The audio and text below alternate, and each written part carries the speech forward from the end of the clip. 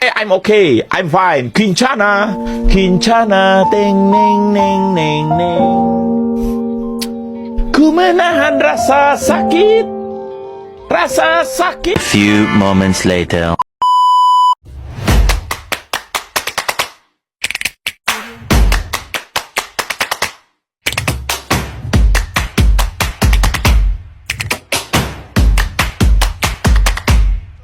Hai teman-teman, selamat pagi. Hari ini saya akan mempresentasikan hasil makalah mengenai etika profesi karyawan di PT Pegadaian Persero. Sebuah topik krusial mengingat peran ganda Pegadaian sebagai BUMN dan lembaga keuangan berbasis kepercayaan.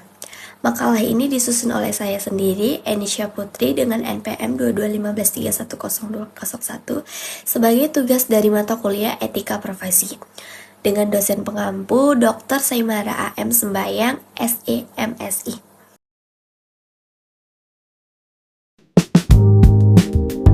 Etika profesi sebagai karyawan di PT Pegadaian Persero.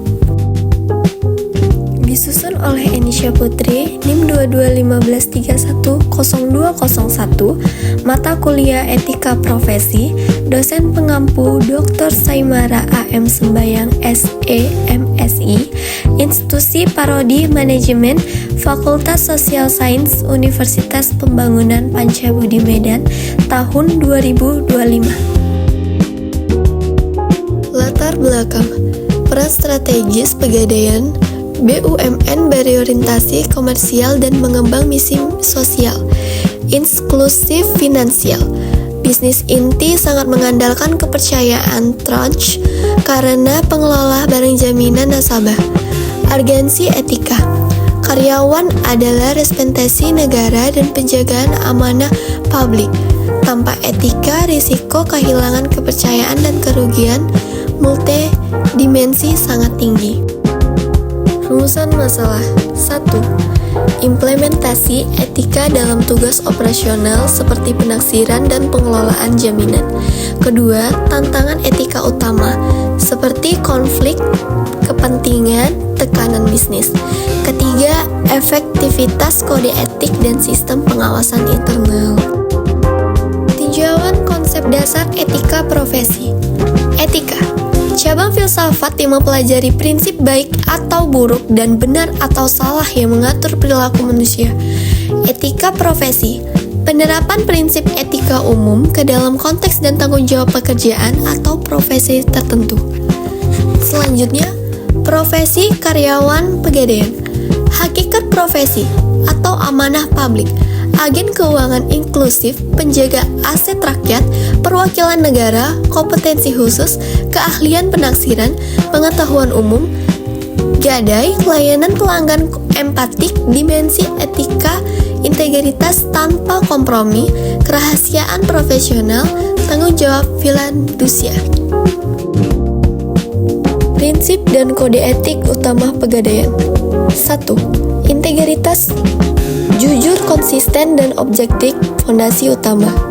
2. Kerahasiaan, melindungi data dan transaksi nasabah. Ketiga, keadilan dan kesetaraan, perlakuan profesional dan non-diskriminatif. 4. Akuntabilitas, siap mempertanggungjawabkan keputusan terutama pengelolaan jaminan. 5. Penghindaran konflik kepentingan, mengedepankan kepentingan perusahaan dan nasabah. Pilar kode etik.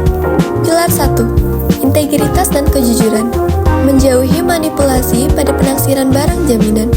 Pilar 2. Pelayanan prima yang berkeadilan, tidak diskriminatif dan mencegah hak-hak nasabah. Pilar 3.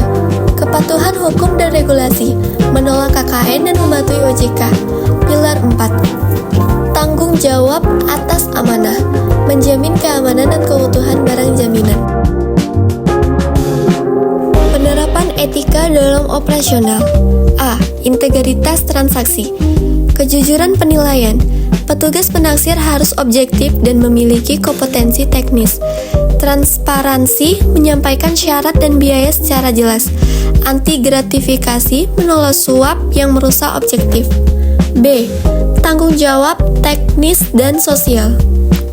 Kerahasiaan data, melindungi privasi data nasabah termasuk keamanan siber, prinsip kehati-hatian, mencegah penggunaan produk gadai untuk aktivitas ilegal, empati layanan, tidak mengorbankan pelayanan manusiawi demi target bisnis. C. Dukungan perusahaan, didukung melalui SOP, regulasi OJK, dan pelatihan etika secara berkala. Contoh kasus pelanggaran dan dampaknya. Contoh kasus konkret. Pelaku, petugas penaksir di cabang. Perbuatannya sengaja menurunkan nilai taksiran barang jaminan emas nasabah, padahal standar kadarnya lebih tinggi. Motif, menerima imbalan dari nasabah agar proses cepat, lalu mencatat nilai berbeda di sistem untuk mengambil selisih nilai gadai keuntungan pribadi.